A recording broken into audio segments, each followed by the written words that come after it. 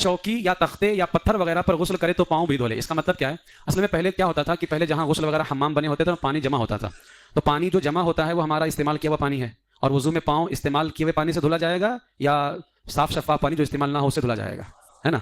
तो अगर आप वहीं पाँव धुल लेंगे फिर उसी में खड़े रहेंगे तो फायदा क्या हुआ? लेकिन अब आमतौर से आज हमारे यहाँ पानी बह रहा होता है, अगर पानी बह रहा है यानी पानी जमा नहीं हो रहा है तो आप उसी टाइम पे पाँव धो लीजिए। पानी अगर वहां जम रहा है तो पाँव मत धोइए, समझ गए? पानी अगर जम रहा है वहां पे रुक रहा है तो पाँव नहीं धोना है, और अगर पानी बह रहा है तो पाँव उसी वक्त में धो लेना है, ठीक है? ये 5 पॉइंट हो गए। नमाज जैसा वजू करना। अब नमाज जैसा वजू करना, वजू में जो फर्ज है वो भी करना है, वजू में जो सुन्नत है वो भी करना है, वजू में जो मुस्तहब है वो भी करना है, ठीक है? नंबर 6, फिर बदन पर तेल की तरह पानी चुपड़ ले वजू करने के बाद। अब जाहिर सी बात है आप वजू करेंगे तो पेट थोड़ी ना भीगेगा, पीठ थोड़ी ना भीगेगी आपकी। अब पूरे बदन पर आप पानी लेकर के तेल की तरह चुपड़ लें, जिस तरह तेल लगाते हैं, खासतौर से सर्दियों में, क्योंकि अब सर्दियों में खाल सिकुड़ जाते हैं ना, तो खाल ढीले पड़ जाएंगे फिर। अब इसी दौरान आप साबुन भी लगा सकते हैं, जब पानी लगा रहे हो बदन पर तो आप साबुन भी लगा सकते हैं। नंबर 7, फिर क्या करना है? जब आपने तेल की तरह पानी चुपड़ लिया उसके बाद पाट में पानी लेकर के 3 बार सीधे कंधे पर, ए बाबू खड़े हो, आपने पानी लिया, ये है सीधा कंधा। अब ये नहीं देखना कहां बह रहा है कि नहीं, उस सीधे कंधे पे आपको डाल लेना, उसको 3 मरतबा पानी पाट में लेना और सीधे कंधे पे डाल लेना। 8 नंबर पॉइंट, फिर 3 बार पानी लेकर के उल्टे कंधे पर डालना है, समझे? 3 बार सीधे कंधे पर, फिर 3 मरतबा उल्टे कंधे पर, फिर उसके बाद सर पर और तमाम बदन पर 3 मरतबा पानी बहा ले। पहले सीधा कंधा 3 मरतबा बहा ले, फिर बायां कंधा 3 मरतबा बहा ले, फिर सर के ऊपर, और जब सर के ऊपर बहाएगा तो पूरे बदन पे पानी आएगा, फिर सर और पूरे बदन पर 3 मरतबा क्या कर ले? पानी वो बहा ले। बैठ जाओ। पानी बहा लिया, अब फिर गुस्ल की जगह से अलग हो जाए।